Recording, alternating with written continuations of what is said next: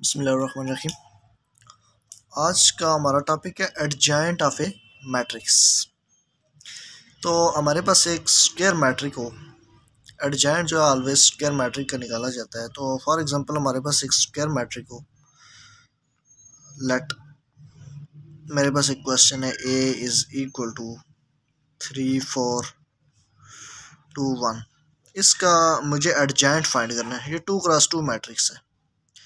तो 2x2 matrix का जो एडजॉइंट निकालते हैं वो होता है, इस तरह लिखते हैं, adjoint A is equal to इस और इस एलिमेंट की आपस में जगह चेंज करनी है। 3 की जगह 1 आ गया, 1 की जगह 3, और ये दो एलिमेंट्स ये ऐसे ही रहेंगे, इनके साथ जस्ट साइन तब्दील हो जाएगा। इन दोनों के साथ प्लस था तो माइनस लग गया, अगर किसी के साथ माइनस होगा तो वो प्लस बन जाएगा। तो इन दोनों के साइन तब्दील हो जाएंगे, इन दोनों की आपस में जगह तब्दील हो जाएगी। तो ये इसका एडजॉइंट निकला है 2x2 का। तो 2x2 का तो बड़ा इजी एडजॉइंट निकला है। लेकिन अगर हमारे पास मैट्रिक्स हो 3x3 का, let A is equal to 1 2 3 2 3 1 3 2 3 1 2। अगर ये 3x3 मैट्रिक्स हो और इसका एडजॉइंट फाइंड करना हो तो कैसे फाइंड करेंगे? तो यहाँ पे तो वो मेथड नहीं लग सकता कि इन ऐसे एलिमेंट्स जो होंगे डायगोनल के एलिमेंट्स, उनको आपस में जगह चेंज कर दें और इस तरह से जो डायगोनल होगा उसके साइन चेंज कर दें। तो यहाँ पे एक डिफरेंट मेथड है। यहाँ पे हमें फाइंड करने हैं कोफैक्टर्स। तो कोफैक्टर्स ऐसे निकालने होते हैं। सबसे पहले तो मैं लिख लेता हूँ कि मैं कोफैक्टर निकालता हूँ। इस ए के कोफैक्टर होगा A11। पहला कोफैक्टर इसका होगा A11। और A11 कैसे होगा? A11 का मतलब ये है कि फर्स्ट रो फर्स्ट कॉलम। तो ये चीज़ हम लेंगे, ये 1 जो है ये फर्स्ट रो और फर्स्ट कॉलम का एलिमेंट है। तो यहाँ पे हम -1 लिखेंगे और फर्स्ट रो फर्स्ट कॉलम है तो इनको first row plus first column जो लिख देंगे। अब यहाँ पे हम डिटर्मिनेंट निकालेंगे और इस कॉलम और इस रो को छोड़ के 3 1 1 2 3 1 1 2। तो ये जो इसको सॉल्व करने के बाद जो आएगा ये कोफैक्टर ऑफ A11 हो जाएगा। A11 ठीक है, फर्स्ट और फर्स्ट कॉलम का कोफैक्टर हो जाएगा। तो इसको सिंप्लीफाई करते हैं, -1 की पावर 2 ये 1 हो जाती है। इसका डिटर्मिनेंट फाइंड करेंगे, 3 2 6 -1 1 1 6 - 1 = 5। तो A11 की वैल्यू आ गई 5। अब ये सिमिलर है जैसे कि हम सॉल्व कर रहे थे डिटर्मिनेंट फाइंड करते टाइम। तो उसमें ये है कि हम एक रो ले लेते होते पहले ये, उसमें दरम्यान में फिर माइनस करके प्लस करके इसका कोफैक्टर लिखते थे, प्लस इसका कोफैक्टर, तो वो डिटर्मिनेंट निकल आता है। लेकिन यहाँ पे हम कोफैक्टर निकाल रहे हैं। कोफैक्टर ये होगा, इसका अलग से निकालेंगे, इसका अलग से, इसका अलग से, इन सारे एलिमेंट्स का अलग से निकालेंगे। तो A11 निकाल दिया। यहाँ ये जो कोफैक्टर होगा ये क्या होगा? A12, क्योंकि ये पहली रो है और दूसरा कॉलम है। पहला कॉलम ये, दूसरा कॉलम है, तो ये A12 होगा। तो इसके लिए -1 की पावर, पहली रो दूसरा कॉलम है, पहली रो और दूसरा कॉलम ऐड हो गया। और अब इस कॉलम और इस रो को छोड़ देंगे तो ये बचेगा 2 1 3 2 2 1 3 2। इसको जब सिंप्लीफाई करेंगे, -1 की पावर 3 ऑड पावर है तो -1 आ जाएगा। और फर्दर इसको जब सिंप्लीफाई करेंगे, 2 2 4 -3 1 3 आ जाएगा। तो ये बन जाएगा -1। 4 - 3 1 हो जाएगा, तो -1 हो जाएगा। ये cofactor of first row and second column भी हो गया। अब यहाँ का कोफैक्टर निकालना, यानी कि A13, पहली रो, ये देखें ये जो एलिमेंट है ये पहली रो में आता है और तीसरे कॉलम में आ रहा है। तो A13 जो होगा इसमें -1 की पावर 1 + 3, पहली रो और तीसरा कॉलम।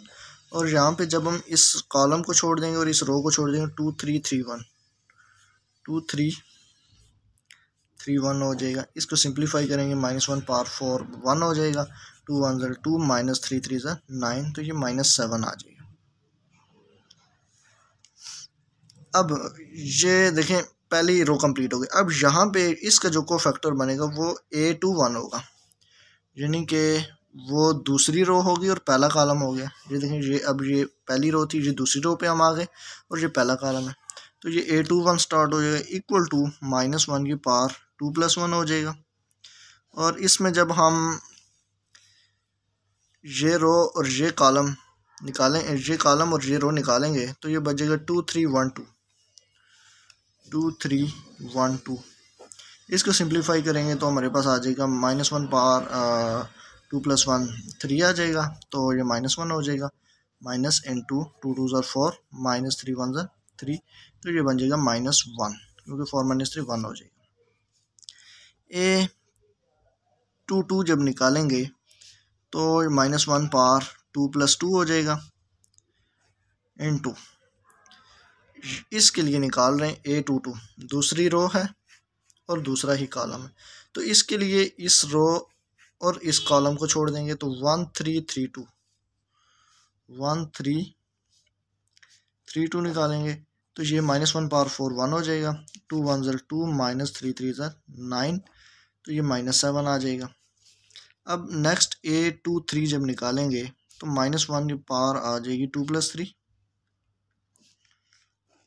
अब -A23 कहाँ पे बनेगा, ये 1 के लिए है A23, दूसरी रो तीसरा कॉलम, तो ये कॉलम और ये रो छोड़ देंगे तो 1 2 3 1, तो ये आ जाएगा 1 2 3 1 will be equal to -1 power 5 minus आ जाएगी और 1 1 1 -3 2 6 इक्वल टू, तो यहाँ पे -5 के साथ माइनस मल्टीप्लाई हो जाएगा, तो ये 5 आ जाएगा।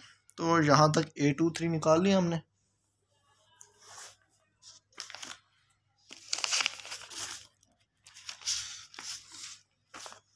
A23 के बाद आता है A23 हो गया तो A31 में हमारे पास जो आएगा -1 की पावर 3 + 1, और जब तीसरी रो और पहला कॉलम हम छोड़ देंगे तो हमारे पास आ जाएगा 2 3 और 1 2, नहीं 3 1 2 3 और 3 1 आ जाएगा। इसमें पहला कॉलम और तीसरी रो हम छोड़ देंगे, 2 3 3 1 आ जाएगा। इसको जब हम सिंप्लीफाई करेंगे तो -1 पावर 4 1 बन जाएगा। 2 1 ज़र 2 -3 3 ज़र 9, तो ये भी -7 आ जाएगा।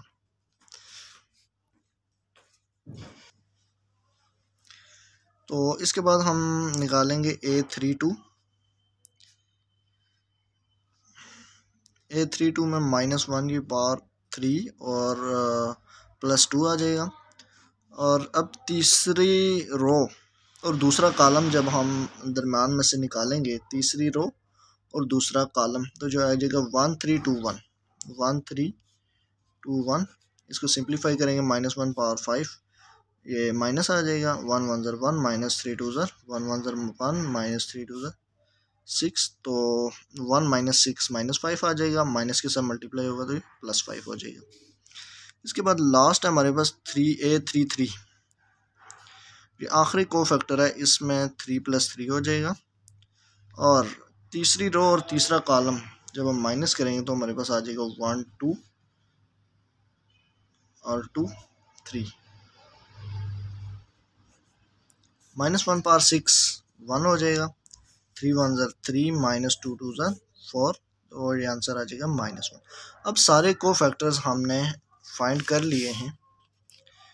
A11 A12 A13 A21 A22 A23 A31 A32 A33, ये सारे कोफैक्टर्स हमने सबसे पहले फाइंड करने थे, वो हमने फाइंड कर लिए। नाउ अब एडजेंट होता है क्या है, एडजेंट ऑफ A जो होता है इज इक्वल टू